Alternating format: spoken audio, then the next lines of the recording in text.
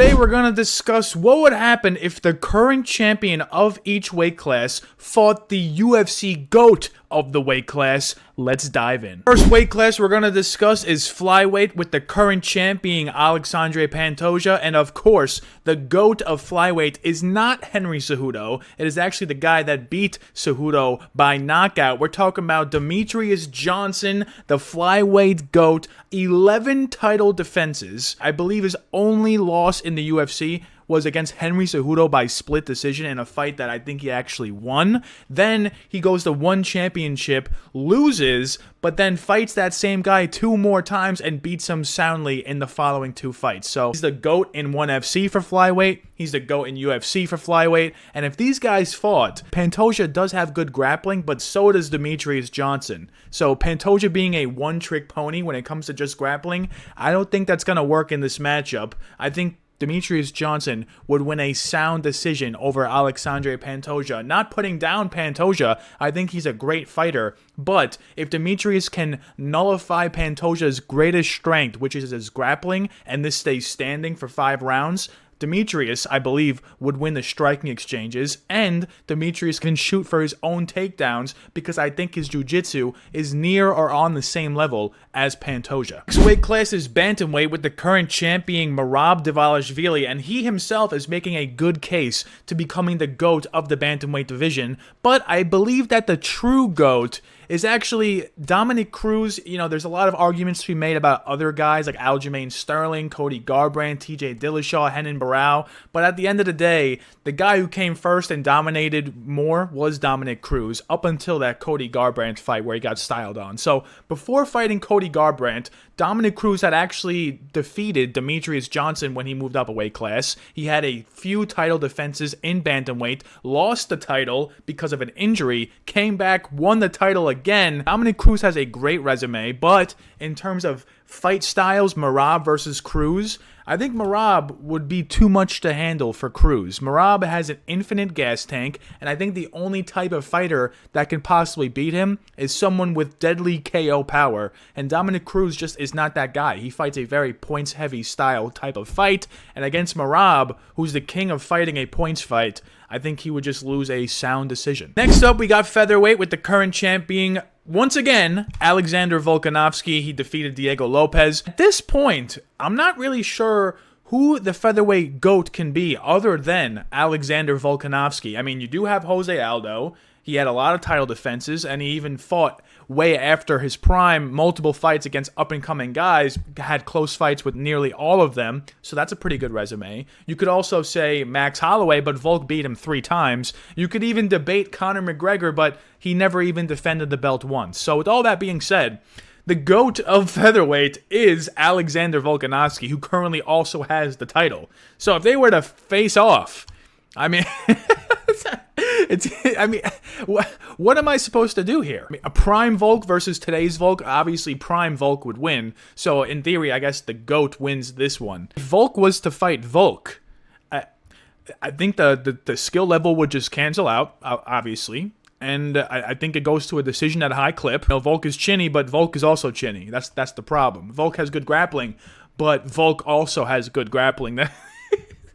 So I think this goes to a very, very narrow split decision. We might even see a draw. And we got lightweight, with the current champ being the newly crowned Ilia Topuria. He has an insane resume at the current moment, having knocked out Volk, having knocked out Charles Oliveira, having knocked out Max Holloway 3 fights in a row. I don't know who has a better 3-fight win streak other than that in the history of the UFC. And the GOAT of lightweight, of course, it goes without saying, it's not Islam Makhachev, it's actually his friend, Khabib Nurmagomedov. So if Khabib was to fight Ilia, I believe he would give Ilia some problems. You know, he'd give Ilia something to think about with the takedowns.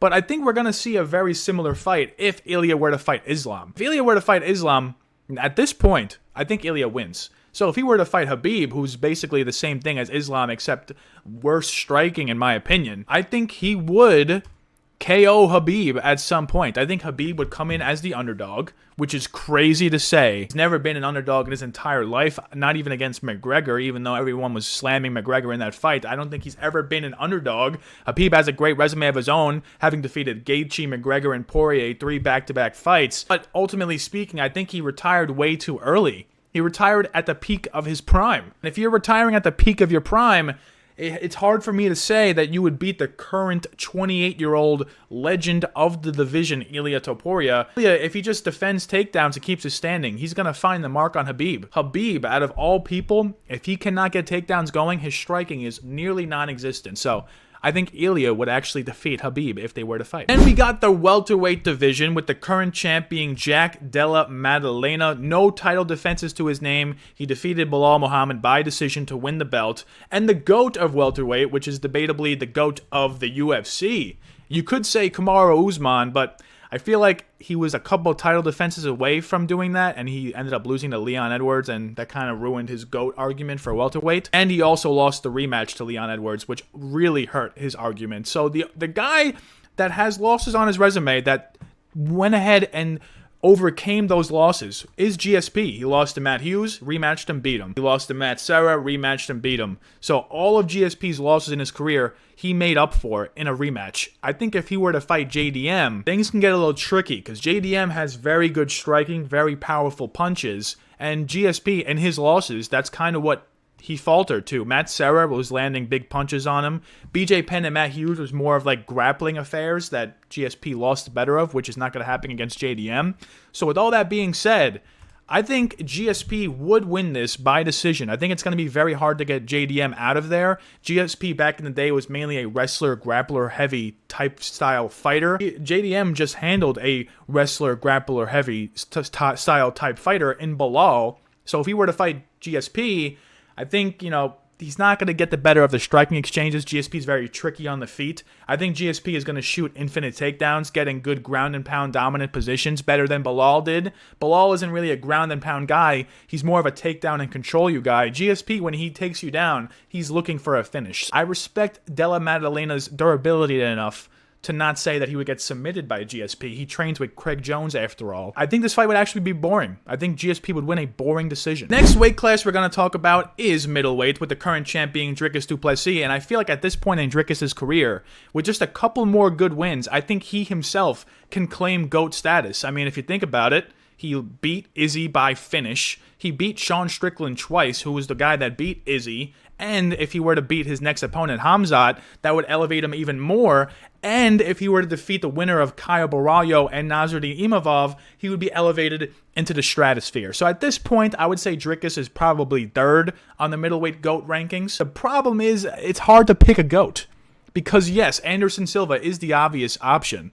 But we also have Israel Adesanya. Multiple title defenses, was winning in style, and most of them, besides maybe the Cannonier defense and the Yoel Romero defense. Yeah, I would be too casual if I said Adesanya. So I'm going to say Anderson Silva is the GOAT of middleweight. He had 11 title defenses. And then after that Chris Weidman loss, he kind of just fell off a cliff. We're taking prime Anderson Silva, putting him in a time capsule, and bringing him to 2025 to fight Dricus du Plessis. Dricus does have interesting takedowns, but he just fights way too reckless for me to think that he would beat a guy like Anderson Silva. I think this fight would go similarly to Forrest Griffin versus Anderson Silva. Anderson Silva completely styled on Forrest Griffin and knocked him out, I believe, in the first round. Dricus is way too wild. He's winning fights by plot armor. And against Anderson Silva, I don't think the plot armor winning ways are going to work. Anderson Silva is just way too tricky of a striker, and if we take him before the Chris Weidman KO loss, you could say he had an iron chin. So an iron chin Anderson Silva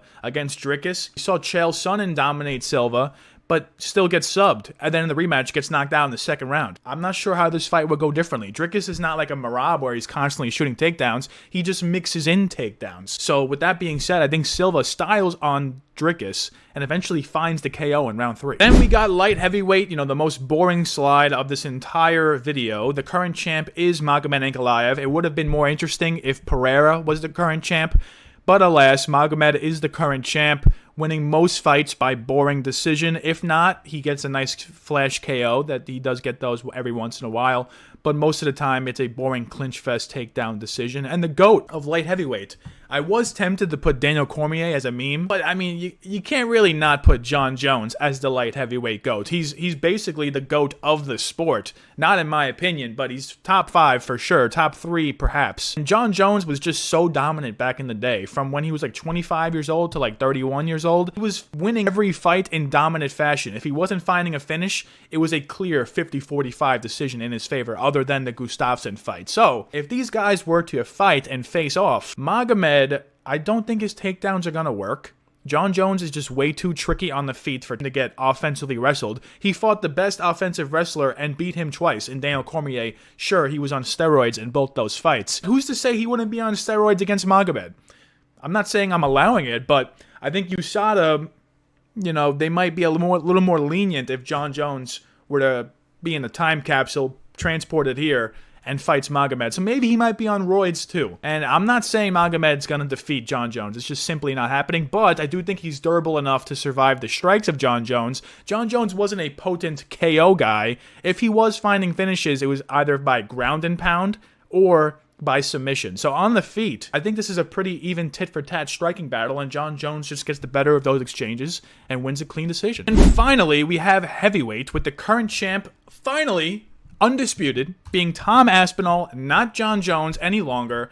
And the GOAT of heavyweight, I was going back and forth on this as well, because you could say Jon Jones, but he's only had 2 fights at heavyweight. You could say Francis Ngannou, but I feel like he left way too early. Maybe he needed a couple more wins to become heavyweight GOAT. You could say Daniel Cormier, because he did knock out Stipe Miocic, but Stipe won the trilogy, and that trilogy determined who was the heavyweight GOAT, and it is Stipe Miocic. Multiple title defenses, dominant wins in almost all of his performances. He beat Daniel Cormier twice clean, one by knockout, one by decision after losing the first fight to him. And he got, even though he lost to Jon Jones, he was like 43 years old, not training full-time. He gave Jon Jones a lot to handle on the feet. So, if Aspinall were to fight a prime Stipe Miocic, it's tricky, because Stipe has great takedown defense. Jon Jones couldn't even get him to the mat.